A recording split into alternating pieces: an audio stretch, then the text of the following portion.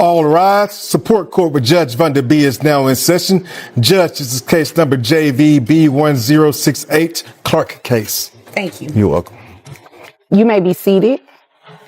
Man, it's a lot of people that didn't want to come to court today. Makes my job easier. Okay. All right. Looks like Mr. Clark, you brought this case before the court. What's going on? I'm married and not happy about my wife going out all the time. Girls' night seems like every other weekend. When we try to do something romantic, she's like, I prefer to go out with my girls' happy hour. So I'm suspecting she's cheating. So, okay. So because she is with her girls and not spending as much time with you, you think she's cheating? Yeah, I text her while she's out. She don't respond. I ask her, send a picture where you are so I can see what's going on with the post on social media. I don't get any type of messages. So, I'm kind of insecure with why we're not having anything in our relationship happen the way it's supposed to as a marriage. Welcome to Truth Court. Today's case is a wild one. A husband wants spousal support from his wife, even though he's giving her $10,000 a week in allowance. Mr. Clark says he feels lonely, doesn't trust his wife, and wants a divorce. But Judge Vanda is about to remind him, court isn't a place for therapy, and trying to get revenge doesn't end well.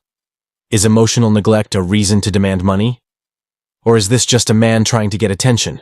This isn't your usual courtroom drama. It takes some surprising turns and ends with a warning every married couple should hear. Okay.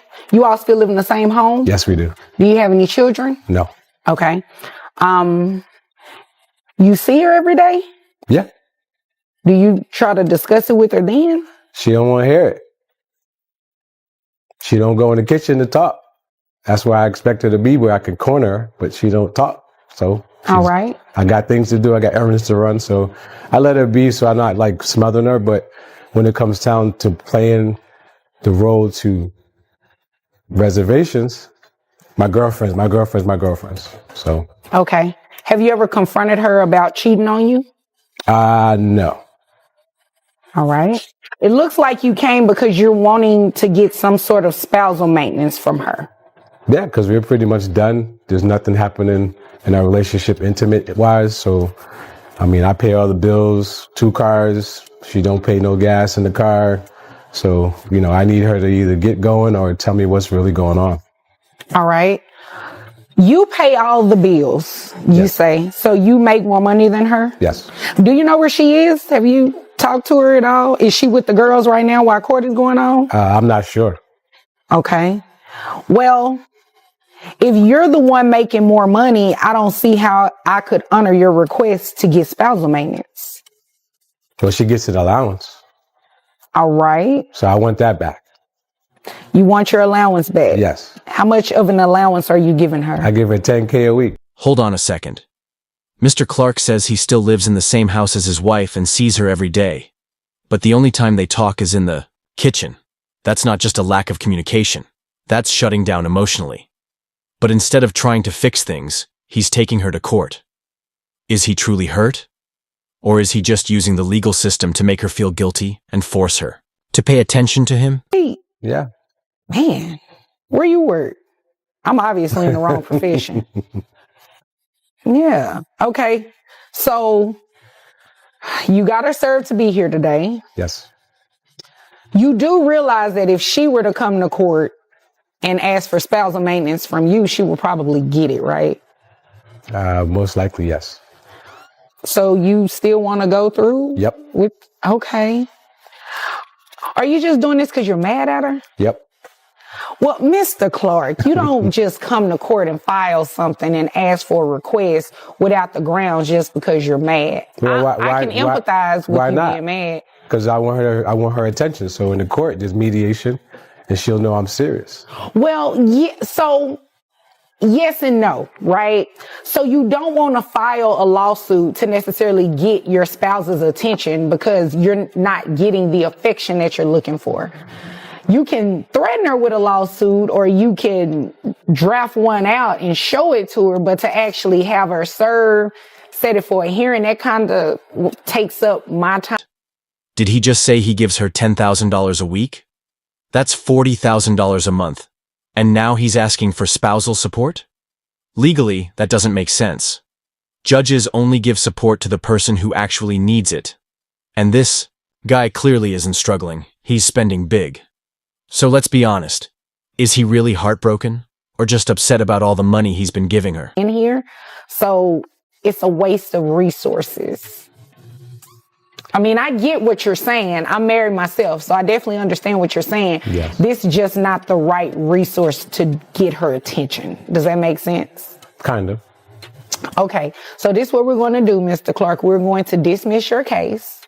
Dismiss the case. We're going to dismiss it. You do not have grounds to ask for spousal maintenance. You're the breadwinner. You just said you pay all the bills. You give her a $10,000 allowance a week. You don't qualify for spousal maintenance. You have to prove that you do not have the resources to meet your minimum needs. Okay. We both know that you do, just based off what you said you do. Right. So, yeah, I would have to dismiss your case. Yeah. Nothing else I can say then. No, but I thank you for coming to see me, right? Thank you. But I also recommend that the two of you seek some sort of counseling, marital counseling. Okay? Nah, we beyond marital counseling. Okay, well, if you decide to come to court and file for divorce, right? Yes. You can do that, but just not with the spousal maintenance part attached. I could foresee her saying she would like to have spousal maintenance. So yeah, I'll have to And this is the moment Judge Vonda B makes things clear. Court isn't a tool to play emotional games. It's a serious place meant to solve real legal problems. Filing a case just to prove a point or send a message. That's not what the justice system is for. Should courts do more to stop people from wasting time like this? based on that. Okay. All right. Is there anything further? Can I file for bankruptcy then? I cannot give you legal advice. Yes. I would just caution you with doing that if you really don't have a reason to file for bankruptcy. And you definitely will want to consult a bankruptcy attorney before you do that. Yeah, I just don't want her taking nothing from me. So if she flipped the script. He doesn't even qualify for support, but she probably would if she filed. The same woman he's taking to court for ignoring him could end up with half his money if she decides to fight back. Now he's talking about going bankrupt. That's some real desperation. Would you risk losing everything just to prove a point in a marriage that's already falling apart? Then. Okay, Mr. Clark, I'm not going to assist you committing fraud. If there is nothing else, you are dismissed. Thank you. You're welcome. Interview. Here's the final decision. Mr. Clark's case is dismissed. Yes, he's hurting. But legally, he doesn't have a solid case. The court isn't meant to fix things that could be solved with a real conversation, counseling, or closure. Judge Vonda made it clear. Don't use the legal system as a weapon when what you really need is emotional healing. If this case hit you like it hit us, leave a comment below. Was the judge too tough? Would you stay in a marriage this disconnected? And don't forget